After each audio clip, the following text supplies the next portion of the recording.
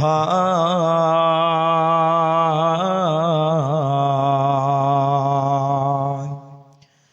উৎপীড়নে ঈমান বৃদ্ধি ভয় তো তাদের নাই। মুসলিম জাতি অটুট রত্ন শোনেন মুমিন ভাই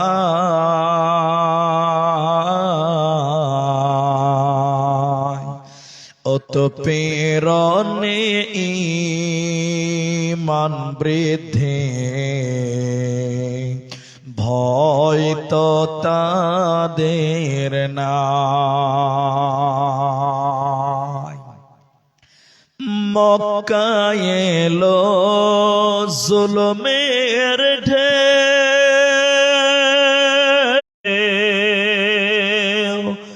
অবশেষে নবী আমার আসলেন মদিনায়।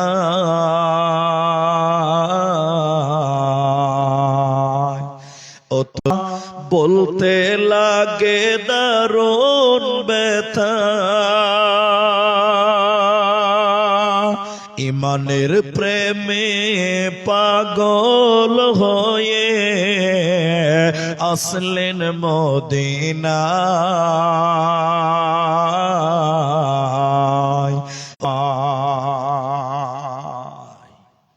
উপস্থিত চলমান সভার যোগ্যতম সভাপতি, স্টেজে ওলামায়ে কেরাম, অতিথিবৃন্দ, সামনে বসে থাকা দিনদার ইমানদার মুমিন ভাই সকল, দোয়ার কান্টারি মুরব্বী সমাজ, স্নেহের কচি কাঁচা, পর্দার অন্তরালে বসে থাকা মুমিনা সলেহা মা ও বোনেরা, প্রাণ প্রিয় গর্দন কাটা করণদিঘি উত্তর দিনাজপুরবাসী, প্রশংসা সেই মহান মুনিবের দরবারে যিনি আমাদেরকে এক মাদ্রাসা কেন্দ্রিক আয়োজিত মাহফিলে বসিয়ে কোরআন এবং হাদিসের কথা বলার, আপনাদের শ্রবণ করা যিনি তৌফিক ইনায়াত করেছেন, সেই মহান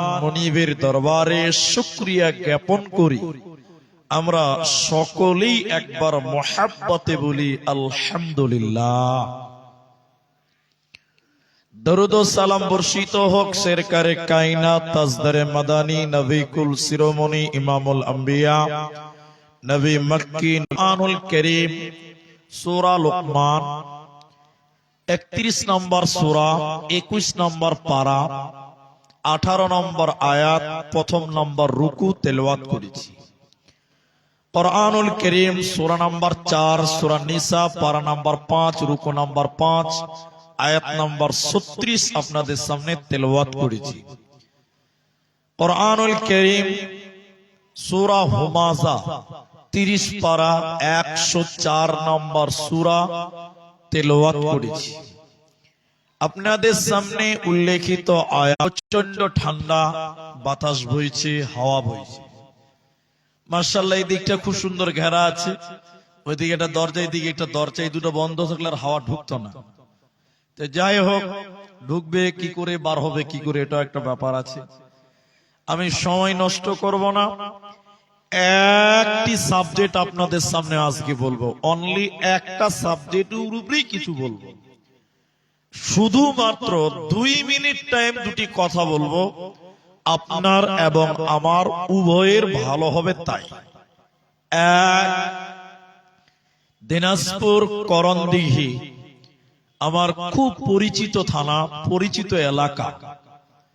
আমি আপনাদেরকে কিছু কথা জিজ্ঞাসা করলে আপনারা মুখ খুলে উত্তর দেবেন। একবার সবাই বলেন ইনশাআল্লাহ, জোরে আরেকবার বলুন ইনশাআল্লাহ। দেখবেন আপনি যদি বলেন তাহলে আপনারও বুঝতে সুবিধা হবে আর আমাকেও বুঝাতে সুবিধা হবে। বিরক্ত লাগলেও 10 মিনিট টাইম বসবেন।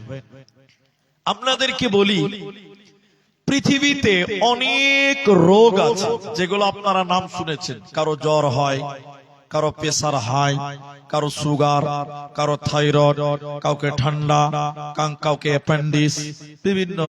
কাউকে যদি ক্যান্সার নামে ব্যাধি আক্রান্ত করে নেয়, বাঁচার চান্স যেমন 80% কমে যায়, বাঁচবে না, লোকটা যা মরবে, লোকটা মরবে 80% শিওর।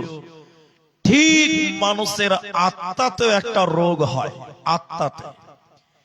ওই রোগ যদি কাউকে হয়ে যায়, ওই রোগ যদি কাউকে ধরে নেয়, আত্মার সেই রোগটা যদি কাউকে আক্রমণ করে নেয়, আল্লাহর জান্নাতে যাবে না, জাহান্নাম যাওয়ার চান্স 99% হয়ে যায়, জান্নাতের চান্স মোটেও।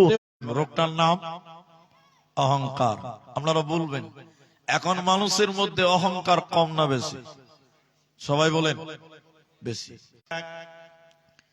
হারিসা ইবনে ওয়াহাব রাদিয়াল্লাহু তাআলা আনহু তিনি রাওয়ী, তিনি বলেন একদিন বিশ্ব নবী মানুষদের সামনে গেলেন, আনসার মুহাজিরদের কাছে গেলেন, এই এই এই আল্লাহর বান্দা, আমি নবী তোমাদেরকে জান্নাতি মানুষ কারা এটা কি বলবো? আল্লাহর জান্নাতে যাবে কে, কোন লোকটা জান্নাতি হবে, আমি কি পরিচয় বলবো? সাহাবীরা বললেন অবশ্যই অবশ্যই আপনি বলবেন, আপনি বলুন। দেখেন খুব গুরুত্ব দেন, খুব গুরুত্ব। নবী বললেন দুর্বল, যে লোকটাকে সমাজের কোনো দাম নেই, সমাজে যার কোনো কথা খাটে না, দুর্বল, কমজোর, গরীব, এরকম দুর্বল লোক আল্লাহর জান্নাতে যাবে। আরেকবার বলুন সুবহানাল্লাহ। দুই, নবী বললেন এই এই এই বলো বলো, আমি কি তোমাদের জাহান্নামীদের কথা বলবো না? আল্লাহর জাহান্নাম যাবে কারা? তো বললেন অবশ্যই বলবেন, অবশ্যই বলবেন, অবশ্যই বলেন। নবী বলেন তাহলে হট মিজাজি, অহংকারকারী, তর্কে লিপ্ত হয় যে ব্যক্তি, সবাই বলবেন এই লোক আল্লাহর জাহান্নাম যাবে। বলুন কোথায় যাবে? বলেন সবাই বলেন কোথায় যাবে? জাহান্নাম। তাহলে অহংকার কারণে বলা আল্লাহর জান্নাতে যাবে, নবী বললেন। নাম্বার 2, হাদিসের রাবি হযরতে আব্দুল্লাহ ইমান তাকে চুল পরিমাণ যদি কারো ভিতরে ঈমান থাকে, নবী বলেন এই লোকটা জাহান্নাম যাবে না, এই লোককে আল্লাহর জান্নাতে দেওয়া হবে।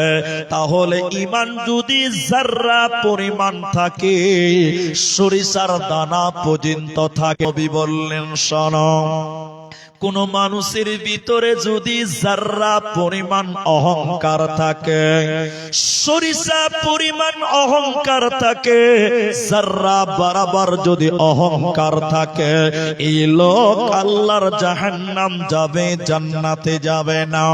এজন্য মুসলমান সরিষার দানা পর্যন্ত যদি অন্তরে অহংকার থাকে, সরিষা পরিমাণ যদি অন্তরে অহংকার পাওয়া যায়, এই লোককে আল্লাহ জান্নাতে দেবে না, পাবে না, পাবে না।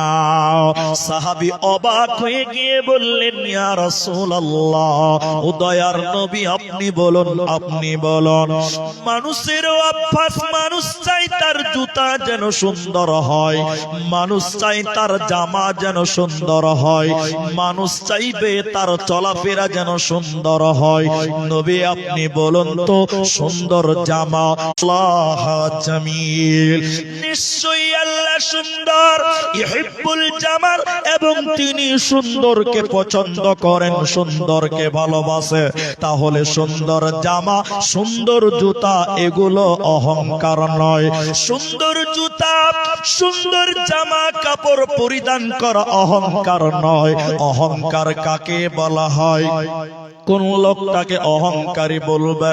নবী বললেন শুনে নাও, যে ব্যক্তিটা গরিবকে অহংকার করে, ছোটকে টিটকারি করে, অভাবীকে নিন্দা করে, গরিব মানুষকে মূল্যায়ন করে না, গুরুত্ব দেয় না। এই রকম অহংকার করনেওয়ালা সরিষা পরিমাণ অহংকার করলেও আল্লাহর জাহান্নাম যেতে হবে। আল্লাহ জান্নাত দেবে না, পাবে না, মিলবে না।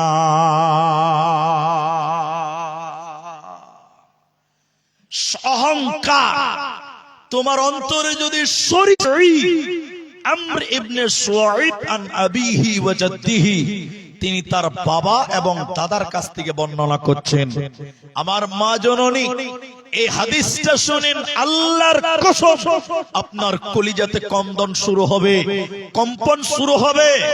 আল্লাহর অহংকারী বান্দাদের কি ভয়ঙ্কর পরিস্থিতি হবে কিয়ামতের দিন। দেখেন দেখেন দেখেন দেখেন, পিপিলিকা, পিপিলিকা বুঝেন? পিঁপড়া, পিঁপড়া, পিঁপড়ে, অনেকে পিঁপড়া, পিঁপড়া। কিয়ামতের দিন কিছু মানুষকে পিপিলিকার সমান সমান করে ওঠানো হবে, এক স্টোন করবে। গরুর রাখাল গরুকে পিটিয়ে পিটিয়ে ময়দানে নিয়ে যায়। নবী বললেন, কিয়ামতের দিন কিছু মানুষকে পিপিলিকার মতন করে ছোট ছোট করে কিয়ামতের ময়দানে দাঁড় করা হবে। চতুর্দিকে অপমান তাদেরকে ঘিরে রাখবে। আর ফেরেশতারা গরুর রাখাল যেমন গরুকে পিটাতে পিটাতে মাঠে নিয়ে যায়, জেলখানা আছে, বালুরঘাট মালদাতে যেমন জেলখানা আছে, জাহান্নামের ভিতরে জেলখানা আছে। ওই জেলখানাটার নাম বাউলাস। জেলখানাটা কেমন? জাহান্নামের জেলখানাটা কত ভয়ঙ্কর দেখলেন। জেলখানার উপরে কোনো ছাদ থাকবে না, কোন এলফেস্টার। মানুষেরা আগুনের জেলখানার ভিতরে কুলোর কানের মতন দৌড়ে দৌড়ে বাড়াবে। নবীজি বললেন, বলো এরা কারা? কেন তাদের পিপিরা সমান সমান বানানো হলো? কেন কেন আগুনের জেলখানার ভিতরে বলা হলো কেন? এদের অপরাধ কি? এরা কারা? এদের পরিচয় তুমি বলে দাও। যারা অহংকার করবে ওদের বাউলাস নামক আগুনের জেলখানাতে ভরা হবে, আর তাদের পিপিলিকার সমান সমান করে বানানো হবে। শুধু তাই নয়, ওই জেলখানার ভিতরে জাহান্নামীদের রক্ত এবং পুঁজ তাদেরকে কেটে দেওয়া হবে। জাহান্নামীদের শরীর থেকে পচা রক্ত, পচা পুঁজ বের হবে। এই জঘন্য খাবার ওই লোকগুলোকে খেতে দেওয়া হবে। আল্লাহর দুনিয়ায় যারা অহংকার করেছিল, আল্লাহর জমিনে যারা অহংকার করেছিল, এদেরকে জাহান্নাম যেতে হবে, আল্লাহর জান্নাতে যাবে না, পাবে না।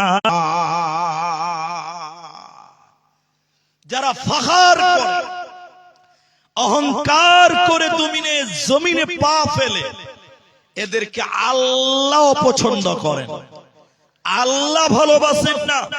কোরআন স্পষ্ট করে বলে, লা ইউহিব্বু, আল্লাহ তাদের মহব্বত করে না। আর যেই ব্যক্তিকে আল্লাহ ভালোবাসে না, ওই লোককে জাহান্নামে আগুনের জেলখানা এবং তাদেরকে রাদাগাতুল খাবাল, পচা রক্ত এবং পচা পুঁজ খেতে দিবে, যারা আল্লাহর জমিনে অহংকার করেছিল। এখন আপনাদের একটা গল্প শোনাবো। এখন আপনি ভাবতে পারেন যে ভাই আব্দুর রহমান এত ঠান্ডাতে আপনার গল্প শোনার জন্য বসে আছে। এটা অনেকের মনে প্রশ্ন আসতে পারে। দেখেন, 2 মিনিট টাইম লাগবে, বিশাল জ্ঞান আছে আল্লাহর কোরআনে। আল্লাহ হাতির গল্প করেছেন, আল্লাহর কোরআনে আল্লাহ লোহার কথা বলেছেন, আল্লাহর কোরআনে আল্লাহ পিপিলিকার কথা বলেছেন, আল্লাহর কোরআনে আল্লাহ উটের কথা বলেছেন। এগুলো কেন বললেন? উট নামাজ পড়বে না, ঘোড়া নামাজ পড়বে না,